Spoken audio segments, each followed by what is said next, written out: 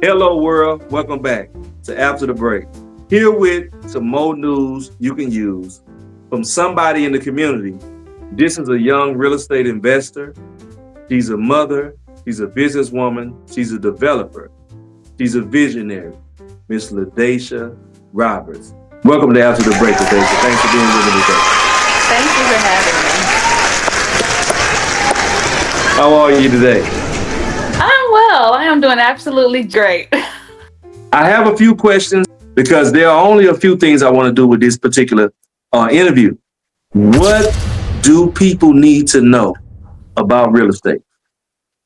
For one, it helps you build generational wealth. Okay. Real estate is one. Real estate is, I mean, there's so many different sectors of real estate that you can get into in order to build wealth. And I mean, you literally don't have to do too much. Okay. Buying land, buying houses, or rental properties, things like that. That could definitely help you build wealth. The phrase goes, home ownership is the first step to financial freedom. And so when I hear that from someone who grew up in a home that was owned by its original owner and builder, which was my grandfather, he had the house for four generations, three Okay. generations before he passed. 9 times out of 10 in the black community, the properties are paid off free and clear. Even if there is a second or third mortgage on the property, it's still affordable. So my thing is, what do you see and what have you seen within the black community that avoids us from taking advantage of the generational wealth? I actually see a lot of, people in our community that are actually buying more property now. I mean, there was this little gap, right? There was a gap where, our parents or grandparents were buying a lot of property and things like that. And then it just kind of halted for a minute. But now more, people, 20s, 30s, 40s, they are buying property, they are buying houses, and because they want ownership and they know the benefits of it, being able to have a house to leave to your children, being able to do the things that you want to do with your own property, having, being able to use the property later on for a rental, or to be able to get a loan, or things of that nature. There's a lot of benefits of being an owner, right? And there's a lot of people that are they're getting back into becoming an owner. I mean, that's a lot of people doing that. Nobody wants to rent anymore. They don't want to rent anymore. They want to be an owner. We see a lot of the Airbnbs, Verbos, uh, flipping, rehab and flips. Does every state and city accept that, or is it frowned upon in certain zip codes? I wouldn't say that it's frowned upon. I mean, anywhere you go, land is never going to go anywhere. You're always going to have land. Anywhere you go, you can buy property. Nobody is going to shun you on that. Just have to have your ducks in a row so that you and your credit and everything in a row. You have to have income that you can prove that that is yours to be able to purchase the property. You can even buy tax adjudication, adjudicated properties where you can pay the taxes and purchase land. The door is open. The door is just open. You just have to know the avenues of where you got to go to get it. So I always hear people say that uh, before closing, they didn't close. They weren't able to close, and they felt that it was racial. When I reached that point, I realized that there were other things that I needed to have in place. I needed to have 10 grand in the bank. I shouldn't have established new lines of credit.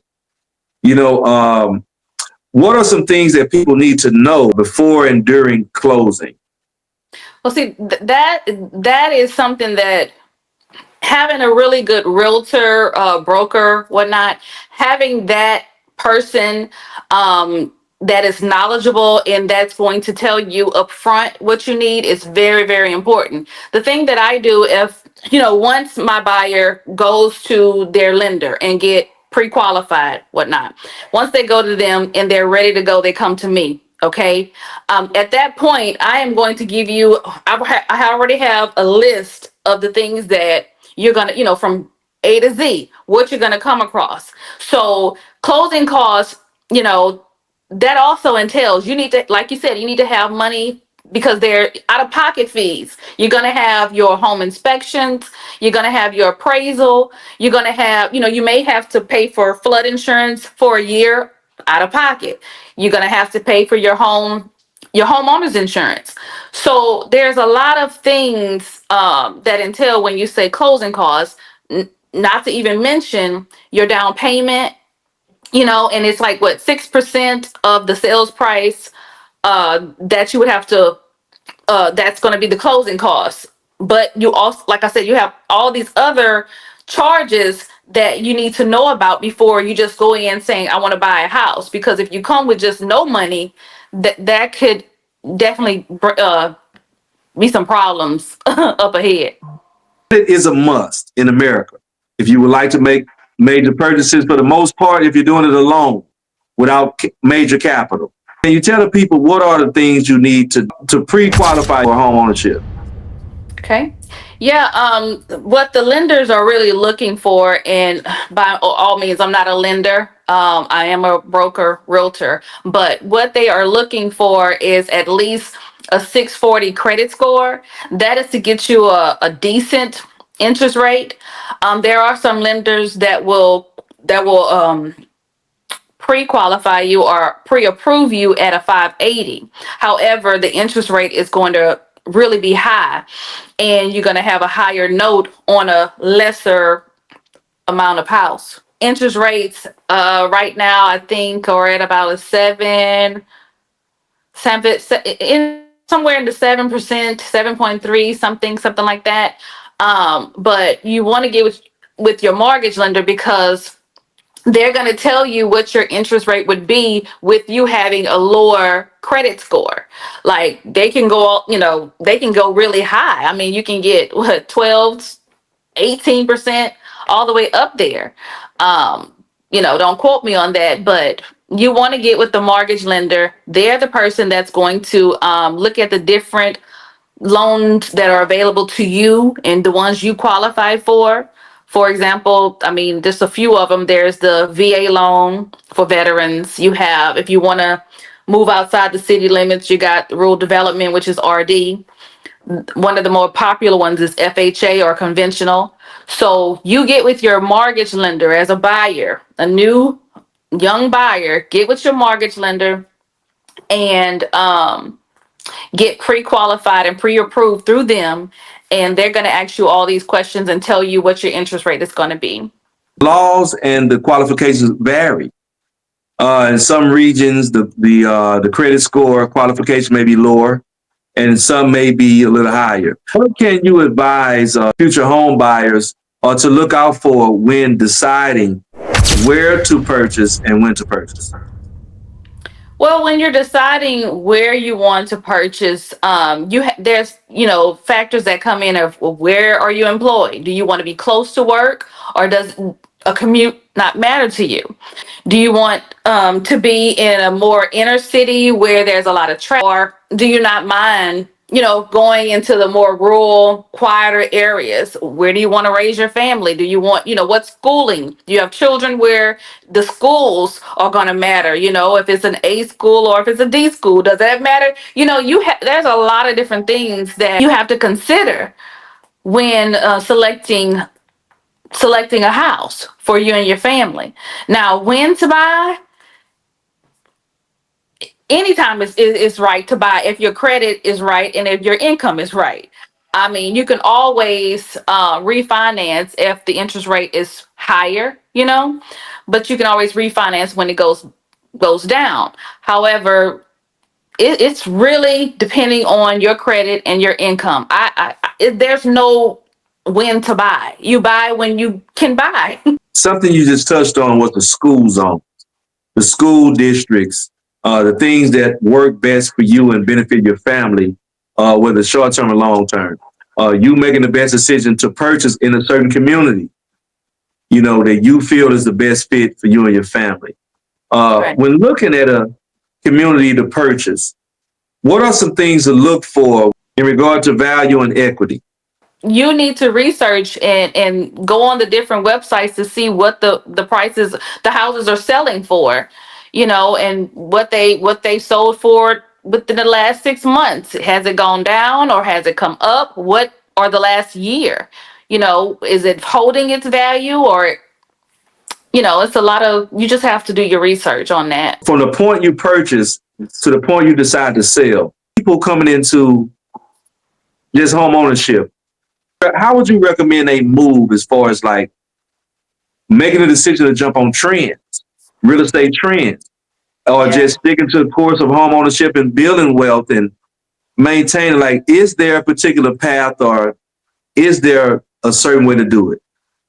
Everybody is different. Everybody is different. I would never, give anybody a certain time or, jump on the trend or whatever. No, this is depending on your family. Okay? If you bought the house and it's just you and your husband, or just you single, you bought a 2-bedroom home, and then 5 years down the line you got 4 kids and y'all just pop it all out the house, then yes, it's time to move. It's it's time to go into a bigger home. Now if you need to downsize, the kids have all grown up and everybody gone, and it's just you and your husband and y'all got a 5-bedroom, then of course, then yeah, it's time to go into something smaller because you got just too much. But that just depends on you and your family. Jumping on trends, I mean, if it's not going to work for you in the long run, what good is that? Everything you said from the time we started, it's all been based, in my personal belief, in moral standards. And Right. also, it's very straight and narrow. It's very to the point. It's doing what's necessary and needed, and what actually has been proven to work. Hmm. So, for you, LaDasha, what are some things that you're doing with your organization? Well, I started off as an investor before I even became a real estate agent.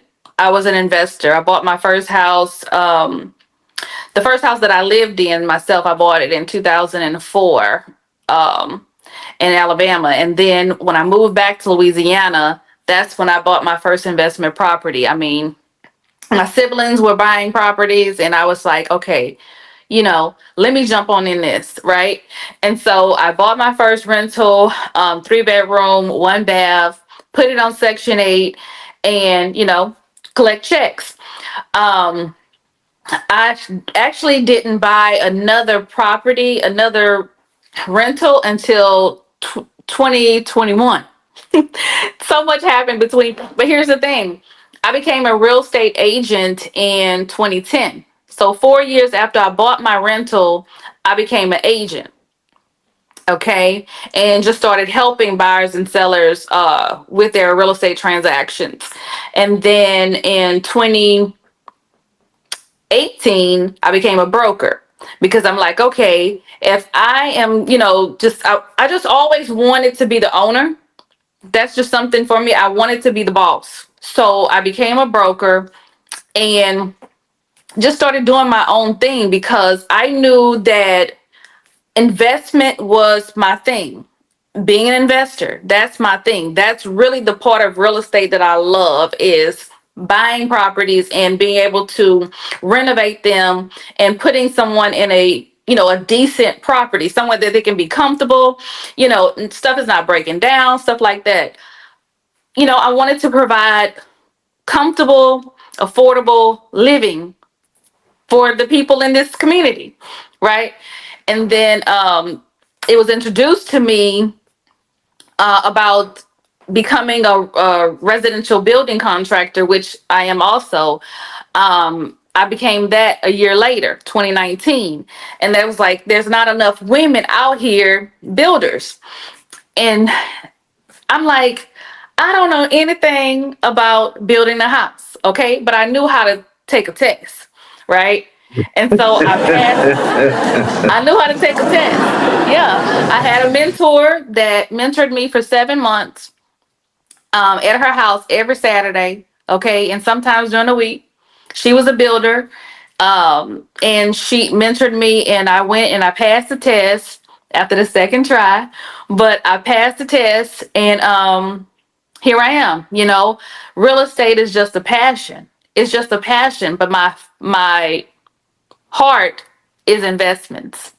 It's buying the houses, renovating them really nicely, and then moving a tenant in there. You touched on several different areas of real estate. Looking at the options that you have as a homeowner. When we hear the phrase, the first step to financial freedom, because you have so many options, even if you're down bad, because I can speak from personal experience. When I say been down bad, I'm talking about down bad. Modify your loan. You know what I'm saying? This is something that I've learned. And I had to do this in a short period of me owning my first property. You know what I mean? Because I took on too much too fast. Yeah. I started like 2 different businesses, had 3 different properties I'm taking care of at one time.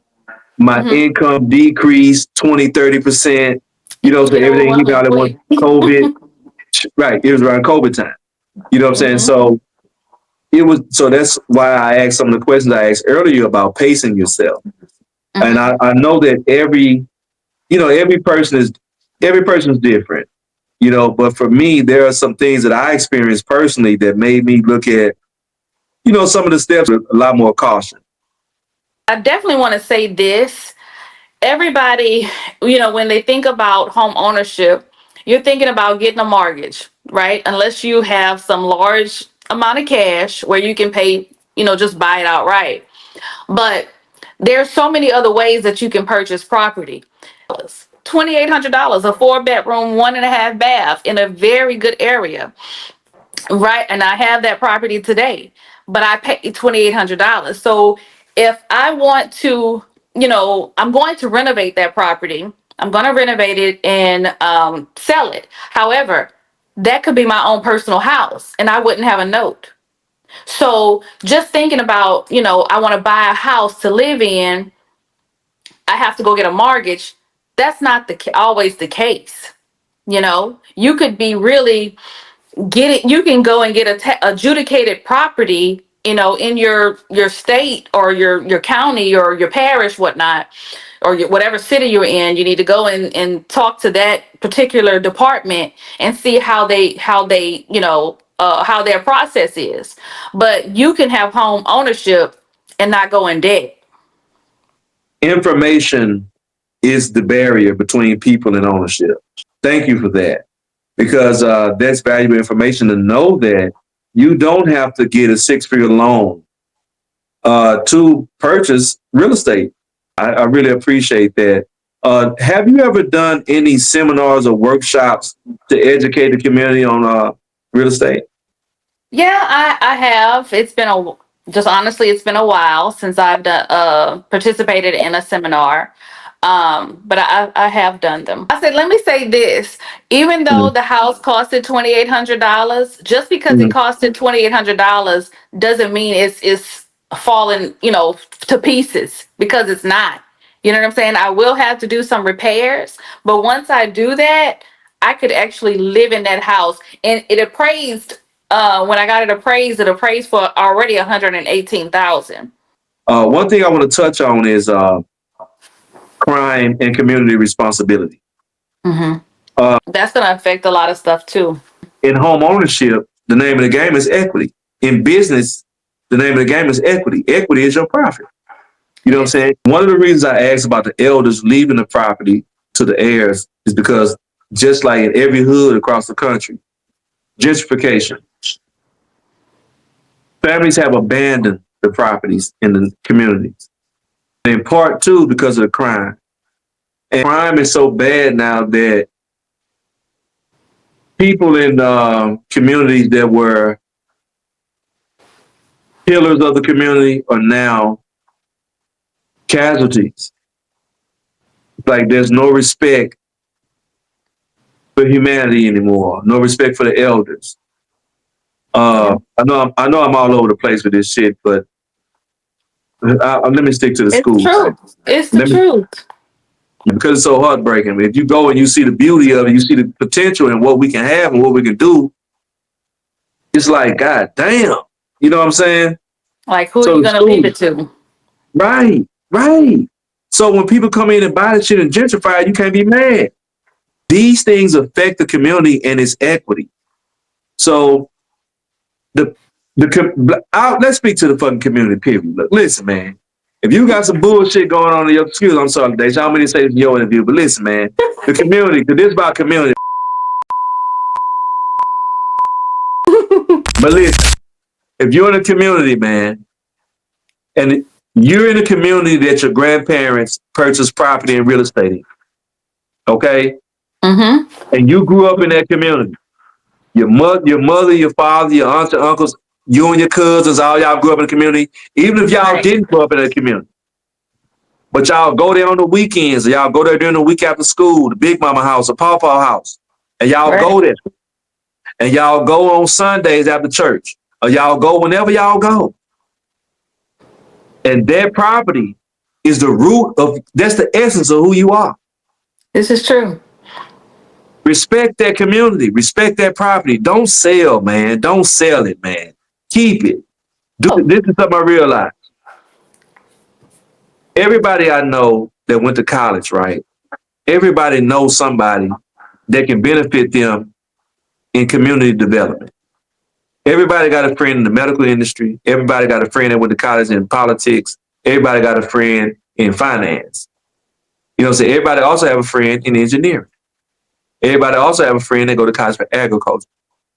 Those are all the things you need to develop a city, a township, The whole team. and Mm-hmm. the whole team. And think about it. If you went to college, if you went to high school, even if you grew up in a neighborhood, you knew you had a friend that naturally had a knack for fixing cars. You had a friend that naturally had a knack for doing hair. You had a friend that naturally had a knack for fashion. You had a friend that naturally was a nurturer that wanted to take care of babies and have a daycare. You have people that were naturally like that. Yeah. Community is easily developed. We just have to embrace it. Right here in Alexandria, it's really disheartening. It's really sad. I mean, I have a 19-year-old, and the crime here with between what 19 and 30, it's you just never know. It's just you just don't know, and it's just like at one point I almost wanted to leave, but I know this is where my passion is. And so, I mean, you can say, oh, the kids are just killing each other, but what you do what do you do? How do you stop it? So, to people who may not think that ownership is obtainable, what would you say to them? It most definitely is obtainable. You just need to educate yourself, get under somebody that is doing what you'd like to do. Open your mouth, ask, because if you don't ask, it's always going to be a no. But there's so many different. YouTube is there. You can have a door open to you, but it's up to you to go and open that door. It's up to you to educate yourself, to learn about what you are, you know, interested in and what you're wanting to do. Home ownership is obtainable. There's so many creative ways of getting it. Just don't think one way. LaDasha, thank you so much for your time. Before we get out of here, can you tell the people how to get in contact with you to get some consulting, to get some quotes, to get whatever information needed to start the process of homeownership? Most definitely. You can reach out to me on Facebook at LaDasha D. Roberts, or you can call me at 318-709-9553, or you can email me, and that is at LaDashaDRoberts@gmail.com. This is where the help is needed, right? So I'm here, but what do you do? Because it starts in the house. It starts in your home. Also, LaDasha, on the development side of what you do with your business, what all services do you provide with it? I have several services. I am a residential building contractor where I can build a new construction home or do a full renovation for you. I also have a property management company. If you are tired of, handling your tenants, we can manage the property for you. Or if you're looking to buy or sell real estate, I have my real estate brokerage that can assist you with that as well. You just all across the board with it. All real estate. Vision Without Walls LLC, which is for the new construction or remodeling. I have VWOW Realty, which is for, helping with sales transactions for buyers and sellers. And then I have LTK Investments, which is the property management. And that's for my also investment property, which is actually the company for me and my children. LTK, LaDasha, Tito, and Caden. Oh, that's beautiful. That's beautiful. So that's what's up. So LaDasha, thank you so much for gracing me with your presence. Sorry for keeping you so long. I got caught up in, it got a little personal, man. It got a little personal. And plus today my off day, so I got time today. You know what Oh, thank you for having me. I really appreciate that. I got time today, man. There it is, man. Chapter 1, the economic series after the break. Real estate. Be on the lookout for Chapter 2, which will be taxes, another very important component to economics. This series will also involve investments, financial trends, as well as cryptocurrency and conversations about the blockchain. You don't want to miss that one. And it will conclude with, of course, a conversation as far as entrepreneurship and business. So stay tapped in with me. Thank you, LaDasha Roberts and LTK Investments for sponsoring this particular episode, episode 13, as well as being a special guest and sharing the knowledge and information with all of you guys that support and follow this page. I thank you, and I thank you. Till next time, man, may you all continue to be blessed in every good and godly way, and may you continue to do everything in your power to walk the straight and narrow, man. Break those mental chains, man. Just know, man, after the break, life is good. So till next time, respect and salute. We gone.